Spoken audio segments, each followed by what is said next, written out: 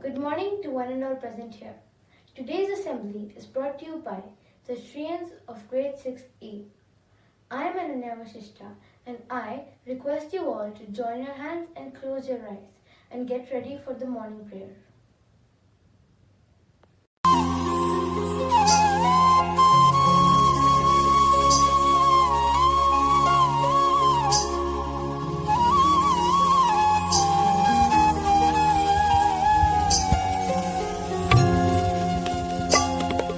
भजे भजे कमण्डनं समस्तपापखण्डनं स्वभक्तचित्तरञ्जनं सदैव नन्दनन्दनं भजे भजे कमण्डनं समस्तपापखण्डनं स्वभक्तचित्तरञ्जनं सदैव नन्दनन्दनं सुभिक्षगुच्छमस्तकं सुनादवेणुहस्तकम् अनङ्गरङ्गसागरं Namami कृष्णनागरं Namami कृष्णनागरम्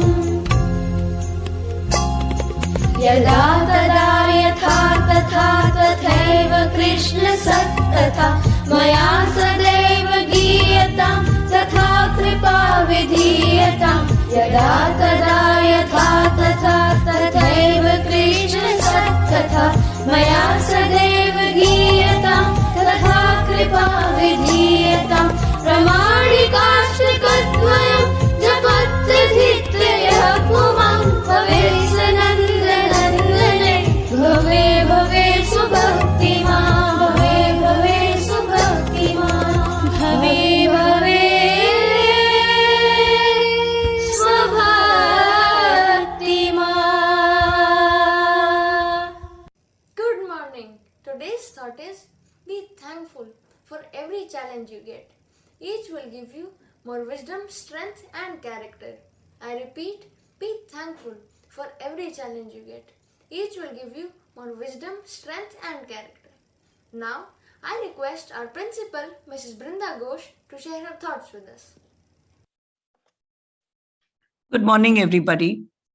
Today, I want to pay homage to two great people of this world. One, about whom I'm sure you all have been listening to and reading about in the newspapers too. Yesterday was his birth anniversary, the 150th birth anniversary of Subhash Chandra Bose. I hope that you have been following the news and that you have had a chance to see how technology of today has also helped the government rather, to put up the hologram statue of Subhash Chandra Bose in the India Gate, in that place where earlier there used to be another statue of King George. This year, the government of India has decided to extend the Republic Day celebrations to include the celebrations and pay the much deserved homage to Subhash Chandra Bose. I'm not going to talk too much about him because you children must have read about him and studied something about him in your history classes. But I'm going to request all the history classes, the class teachers, the history teachers rather, to talk about Subhash Chandra Bose a little more to all the students, irrespective of whether they are students of history or not in the senior school too. We need to know about his contribution to our country and his greatest contribution to getting our freedom from the British rulers.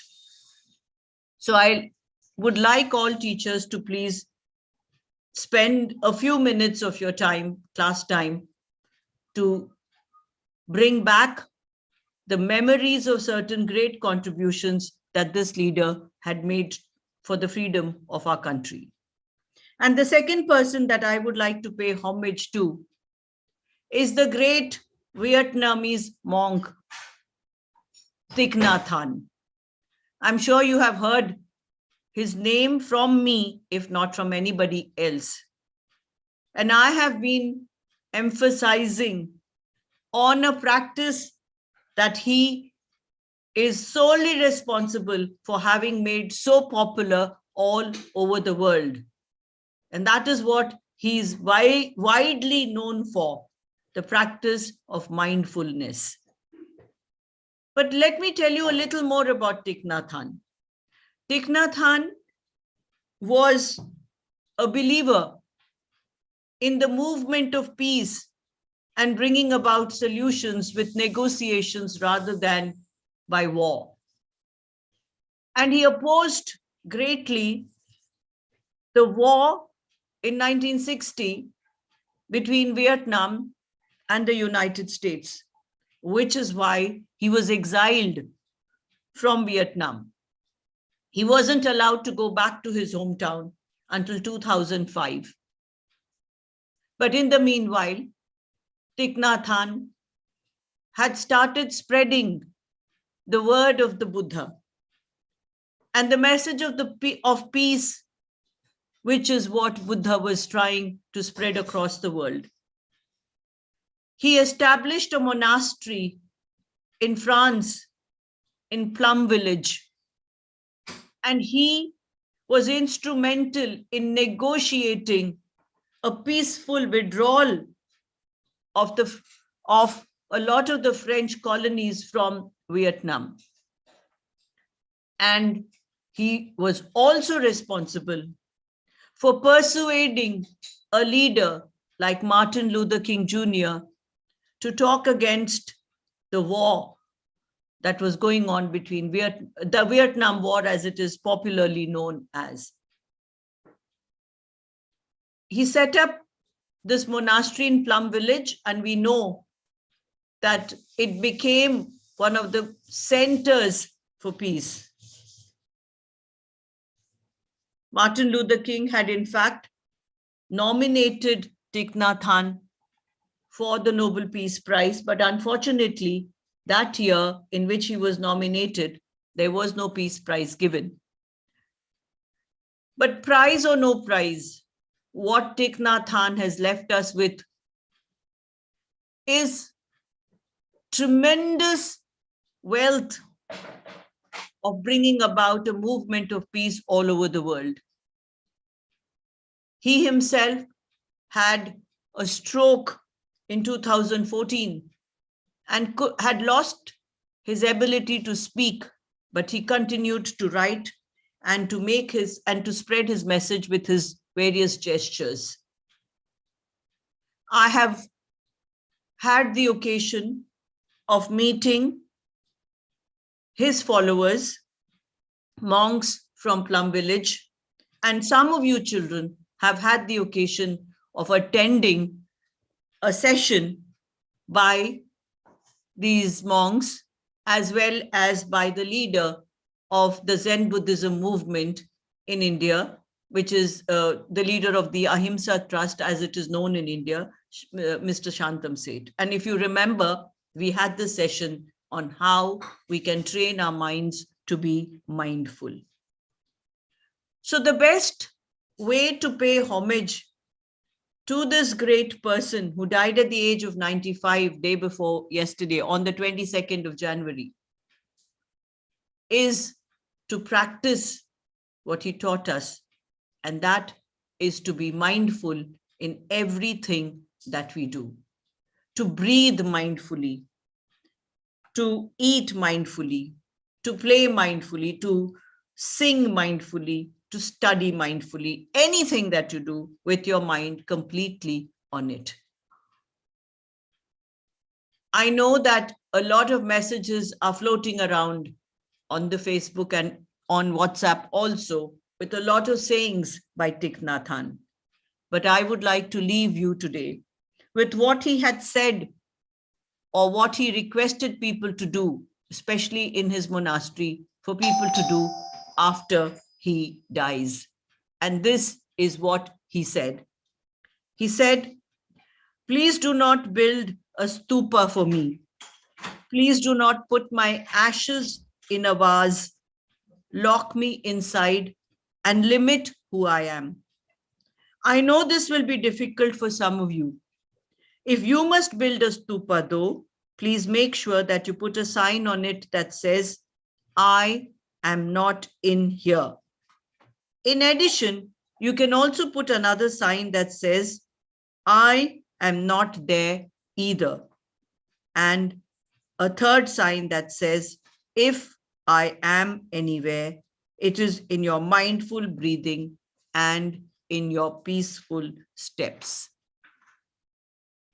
That last sentence, children. If I am anywhere, it is in your mindful breathing and in your peaceful steps. I read somewhere what he had written, that when you walk on this earth, tread on it, step on it, as if you are whispering to the earth, so that you step carefully and enjoy the gifts of this earth. Think about it. Practice breathing in and breathing out mindfully. And whenever you are confused, agitated, nervous, think about breathing in and breathing out. Just 3 times, take a deep breath in and let out slowly and steadily. And you will see that you do get calm and that it benefits you in multiple ways. So practice that, children. Remember Thich Nhat Hanh and a few words that he has spoken. We have a few books by him in our library. You could make an effort to read that too. Thank you. Let us stand for the national anthem and sing it proudly as we near our Republic Day.